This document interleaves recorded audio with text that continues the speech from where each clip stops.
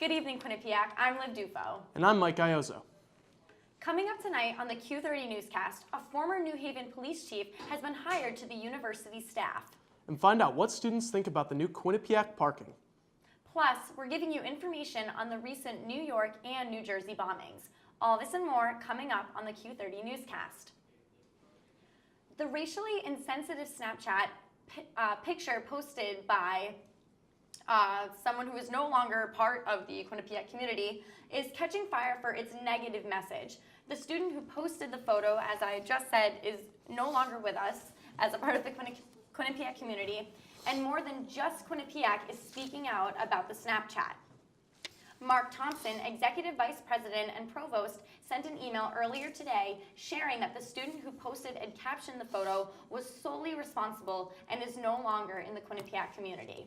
The student in the photo was found to be not responsible. The Snapchat was posted yesterday and today. The New York Times, Barstool, WTNH, Fox 61, as well as a few others have posted stories and tweets about the image. Within the Quinnipiac community, the Student Government Association sent out an email in response to the photo, reminding students of our creed and what it means to be a Bobcat. Mark Thompson sent out an email yesterday stating he is deeply troubled and, quote, "This incident is clearly not reflective of our values as a university community," end quote. The Black Student Union posted an Instagram yesterday of the photo expressing their disgust and disapproval of the action. Their Instagram caption included, quote, "This is not funny," end quote. According to Thompson, Quinnipiac has taken immediate disciplinary action against the student who posted this photo.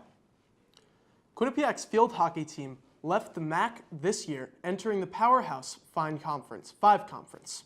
Here's Kyle Lavasser with more on how QU is entering a national spotlight. The Quinnipiac field hockey program looks completely different than years past. Despite being in the MAC for only 3 years, head coach Becca Main has led her team to 2 regular season championships. Success in the Metro Atlantic Athletic Conference has elevated the Bobcats to a Power 5 conference. Quinnipiac, along with Liberty University, have joined national powerhouses UConn, Old Dominion, Providence, Temple, Villanova, and Georgetown in the Big East. A conference well known for its excellent academics also has 2 of the best teams in the country. And while Quinnipiac will be facing teams such as 4th-ranked UConn and 6th-ranked Old Dominion, their greatest challenge may be not having a home field. With renovations being done here at Quinnipiac, the entirety of the 2016 field hockey's home schedule will be played at Yale. So, don't be mistaken, the blue turf is actually the home of the 2016 Quinnipiac field hockey team. We've been traveling a lot this year. Not only are we traveling back and forth here to practice, we have a home game on Sunday that's at Columbia. So I think it's adding adversity. I think it's going to make it easier for us next year. We have a brand new facility and a brand new field that we will not take it for granted. It's kind of great coming into the Big East. It's a new field. It's like everything's new. It's enjoyable. Quinnipiac's next conference game is this Friday at 4 o'clock at Liberty University, the other new member of the Big East. This has been Kyle Lavasser, Q30 News.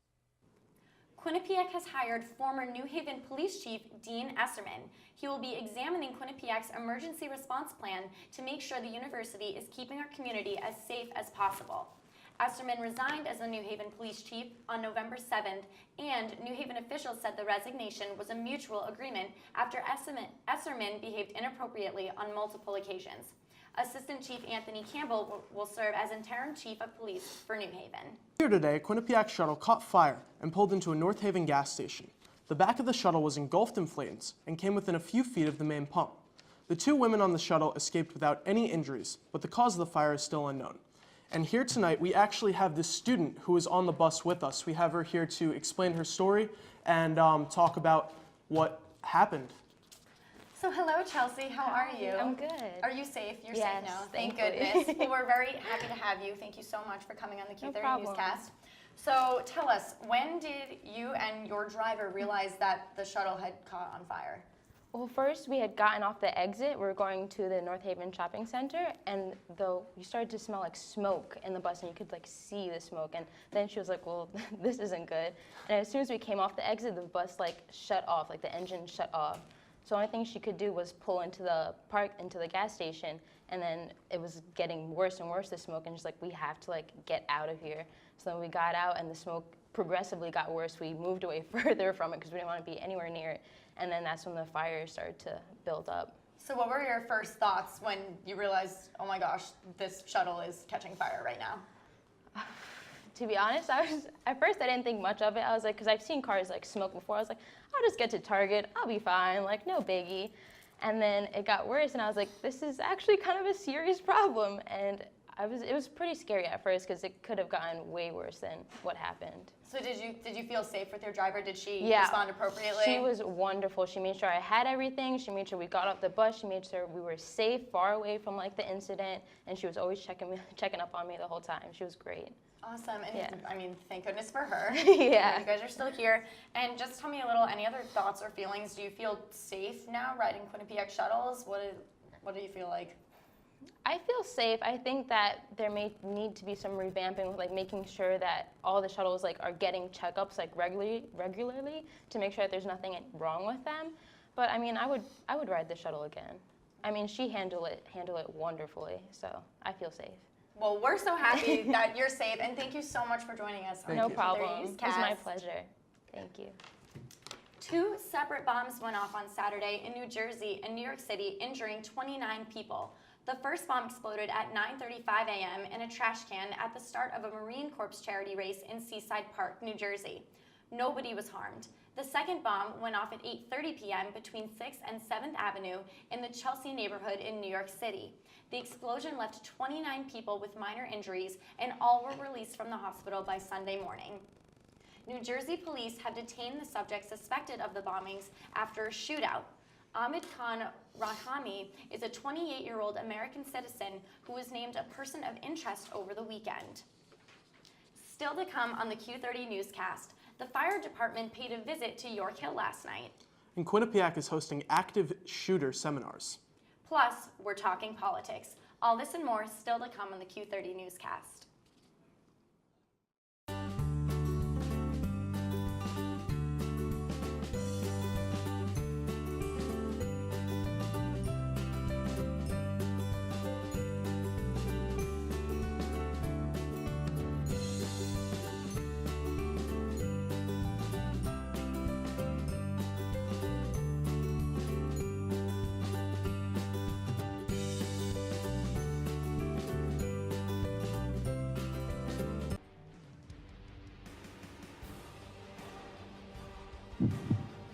Good evening and welcome to Sports Pause. In the end, we're here to win the championship this year. Jess Fontaine now has that. She's going to take a ripper off the post, but she's going to come back. And my number one, hold your applause, Bobcats fans, is Quinnipiac. All right, Victoria, you know what time it is. It's top 5 plays of the week. My favorite time.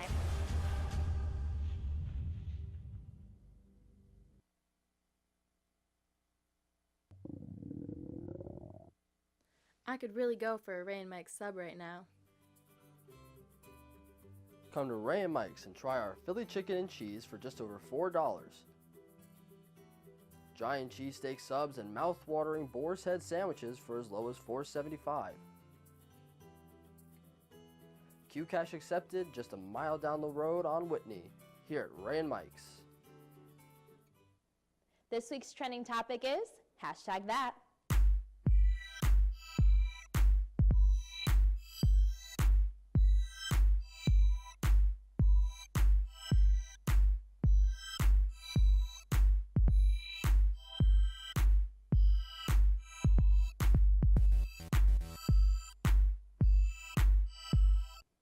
We are your source for Quinnipiac entertainment news.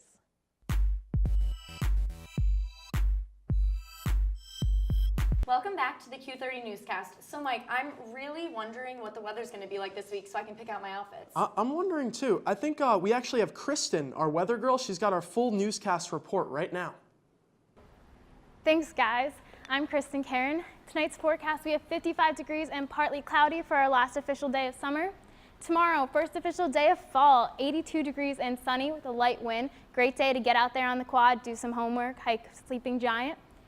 Our 7-day forecast, we have mostly sunny. For the weekend, we have low 80s, moving into low 70s, high 60s the rest of the week. A little bit of partly cloudy in there this weekend, but it's a great time to get out there, go see a game, start your fall festivities, go apple picking, pumpkin picking. It's going to be a great weekend.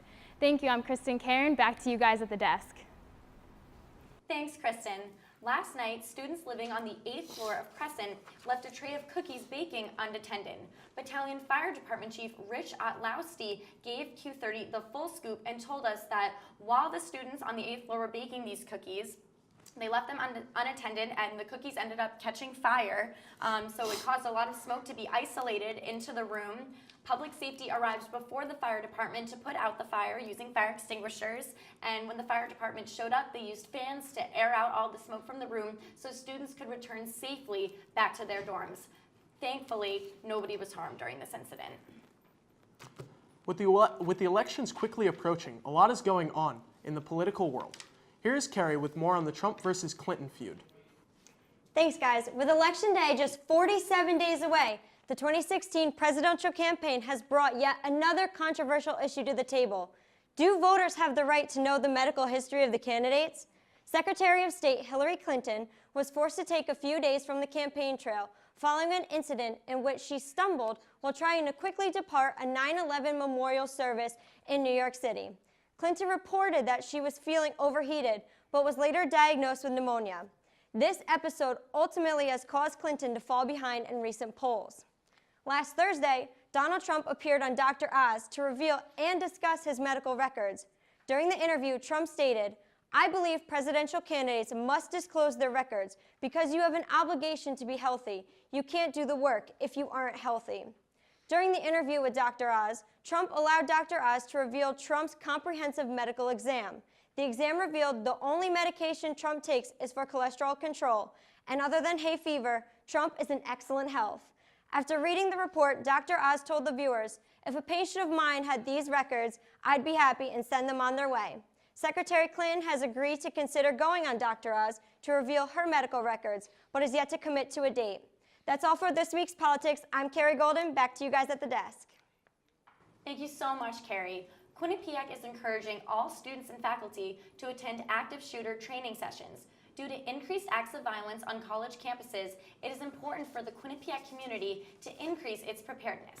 The training sessions are being held throughout September to October and will cover what to do in the event of an active shooter on all 3 of Quinnipiac's campuses. You can find out more information about the training sessions on the MyQ homepage, and remember to always report any suspicious activity to public safety. The Quinnipiac University community received a visit from 3 Nobel Peace Prize laureates Wednesday. Students were involved to join the 3 women for a panel discussion on peace, gender issues, and human rights. The panel members were Shirin Ibaldi and Gabui Tiyakul. Carmen Ibaldi, Iranian lawyer and former judge, who founded the Defendant of Human Rights Center in Iran and was the first Iranian ever to receive this award. Gabui is the founder and president of the Gabui Peace Foundation and the Liberian peace activist, social workers, and women's rights advocate. Is best known for leading a nonviolent movement that brought together Christian and Muslim women and played a pivotal role in ending Liberia's 14-year civil war. Lastly, Carmen, the youngest Peace Prize laureate ever, is noted for her work in nonviolent struggles for the safety of women and women's rights to fully participate in the peace-building work in Yemen. And now we're going to head over to John with our national news. Thanks, guys.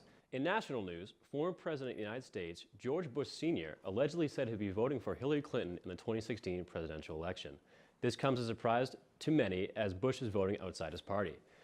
Bush said this among board members of the Point of Light Foundation on Monday during what was an assumed private gathering.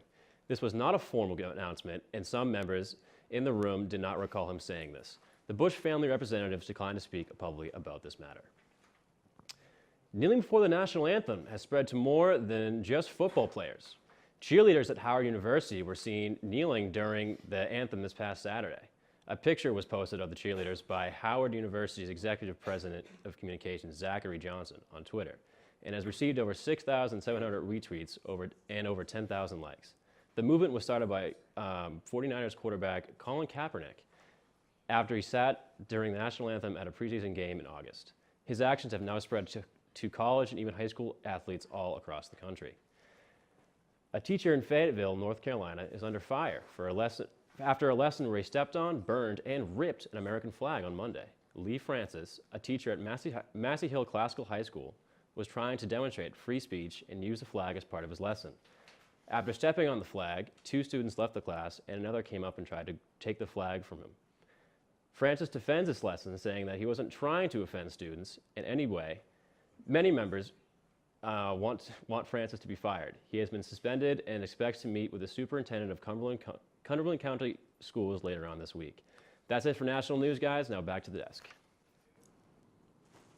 When we come back, find out what students think of the new cue cards. Plus, Bethany has our full entertainment update. We'll be right back.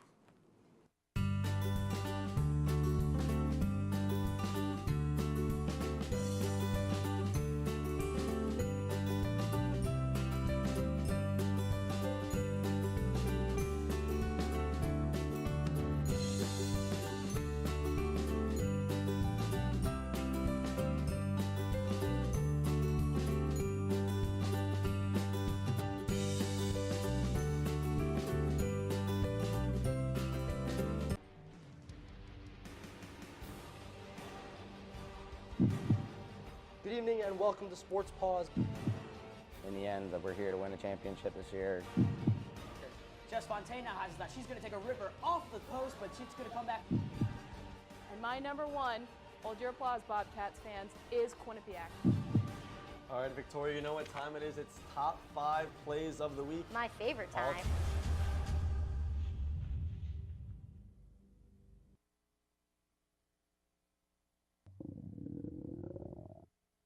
I could really go for a Ray and Mike sub right now. Come to Ray and Mike's and try our Philly chicken and cheese for just over $4. Giant cheesesteak subs and mouth-watering boar's head sandwiches for as low as $4.75. Q Cash accepted just a mile down the road on Whitney, here at Ray and Mike's. This week's trending topic is #that.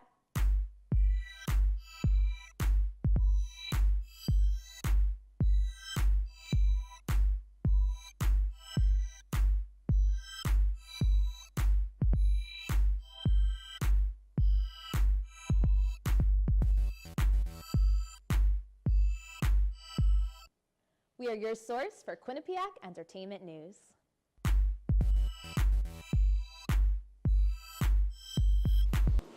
Welcome back to the Q30 Newscast.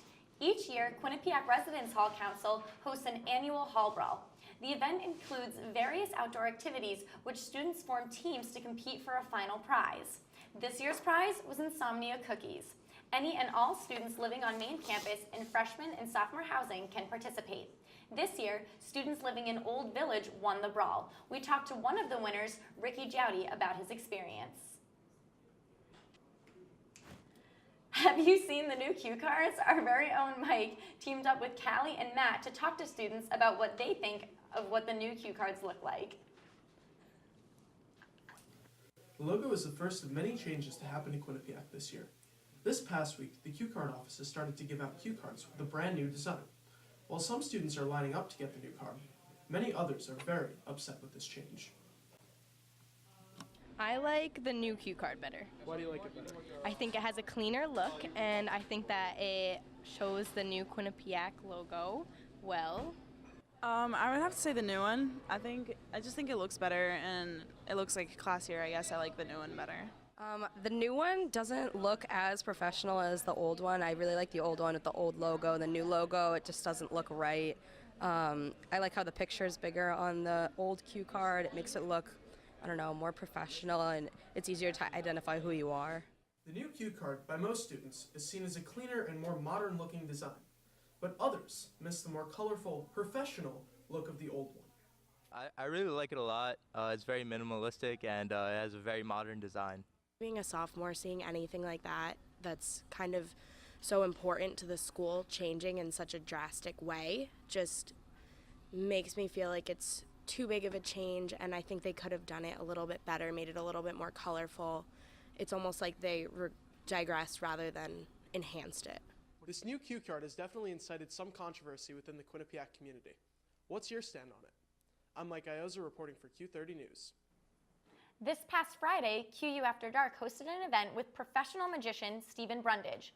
Brundage is most known for his nearly impossible Rubik's Cube routine, but more recently, he has been gaining worldwide coverage with his viral video, Magician Gets Out a Speeding Ticket with Magic.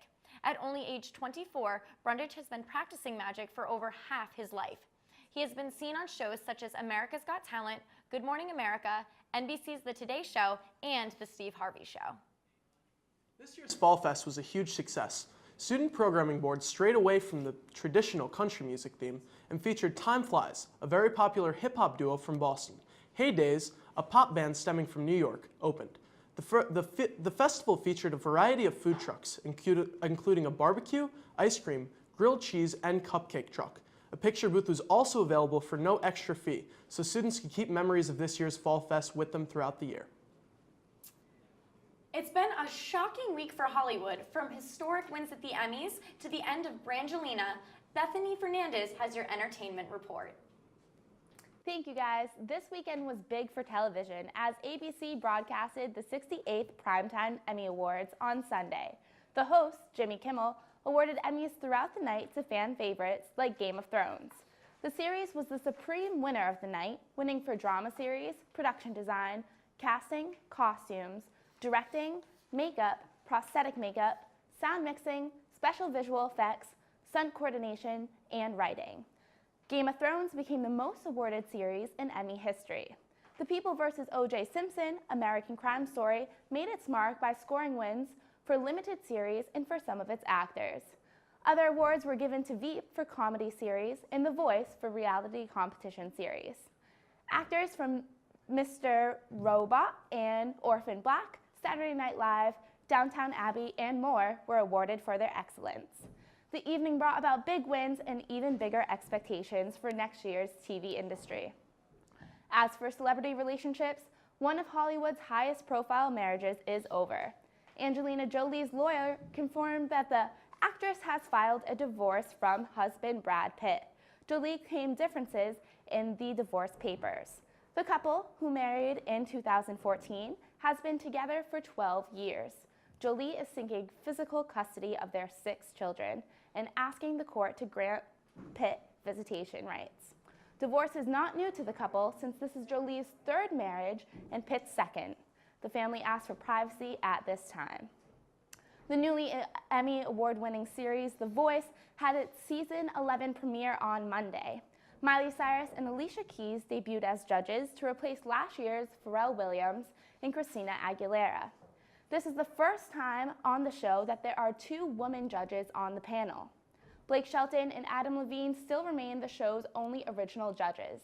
The show airs Mondays and Tuesdays at 8/7 Central.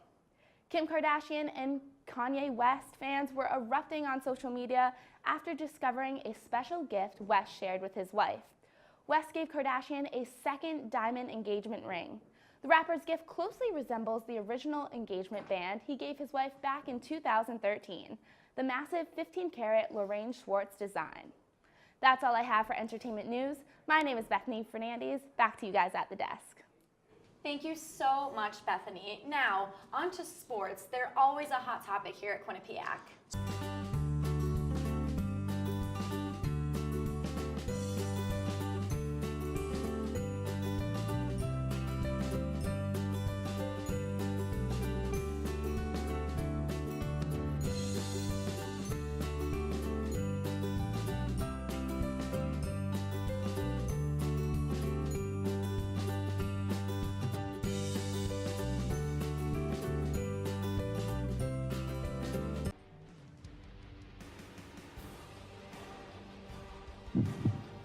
Good evening and welcome to Sports Pause.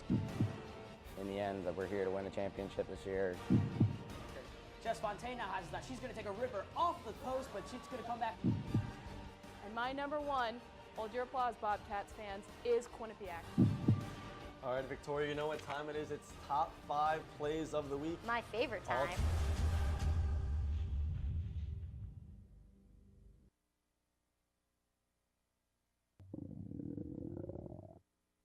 I could really go for a Ray and Mike sub right now. Come to Ray and Mike's and try our Philly chicken and cheese for just over $4. Giant cheesesteak subs and mouth-watering boar's head sandwiches for as low as $4.75. Qcash accepted just a mile down the road on Whitney, here at Ray and Mike's. We're now back with the Q30 Newscast, and here we are with John to give us sports. Guys, it's great to be back reporting for the newscast. Fall sports have hit their stride here in Hamden, from the reigning national championship rugby team to the surprise of the volleyball team, and the men's soccer team goalkeeper controversy.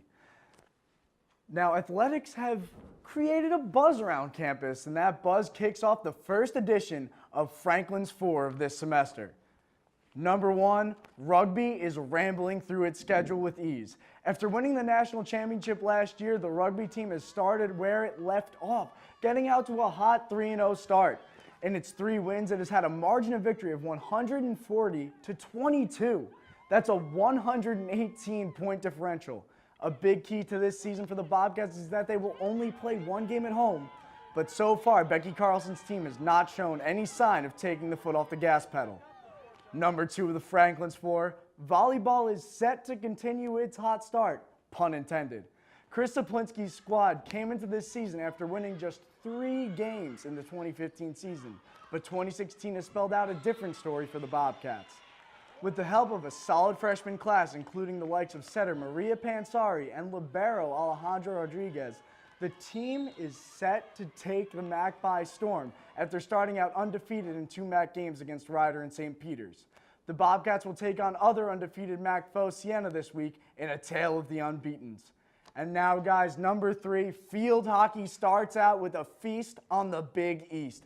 The field hockey team packed its bags and moved out of the MAC this year to settle in as a member of the Big East.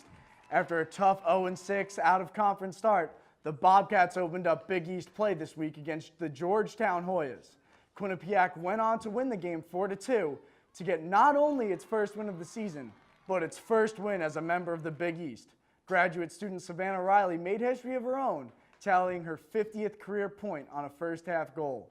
And number 4 of the Franklin's 4, we're going to get creative. We're going to roll it. Yale came to Quinnipiac to face the Bobcats in a soccer match. Lace up the boots. Throw on the mitts, keepers. We're going to head to the first half. Here's a Sean Daly cutting up the left side. He cuts in and gets cut off by Cameron Rake of Yale. That would leave the score at 0-0, but here comes Yale on a break, but Chris Iacovides says no. Or so he thinks. Yale's going to drop a back shot. Brick wall from the Quinnipiac defense. It's still 0-0 until now, folks. This ball's going to get centered up. Passed up the middle to Iman Whalen. He gets taken down. Daly shoots. Whalen's up again, and he puts it down through the center of the goal. That'll make it 1-0 Quinnipiac heading into the second half where our action continues. Here's the second half, folks. You were waiting for it. I'm going to give it to you. Here comes Iman Whalen. He's going to pass it, drop it off. Here's the shot, and that one's going to get stoned by the Yale goalkeeper. Still 1-0, and now the game's going to get a little chippy, where you see number 4, Connor McCoy. He's going to pull down a Yale player. Uh-oh. Let's get a little mustard with that one, you hot dog. That's a yellow card. But now, Quinnipiac was not done. This ball sent up the middle. Iman Whalen with a little cheek off the pipe. That'll make it 2-0. Give Quinnipiac the win on that one and send Yale back home to New Haven. Guys, it was a great week for sports. I can't wait to cover it some more. Let's send it back to you at the desk.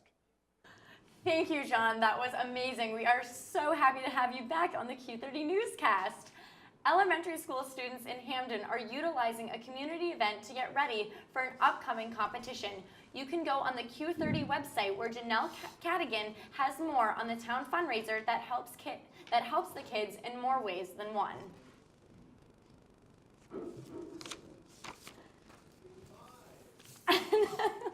And that's all we have for you tonight on the Q30 Newscast.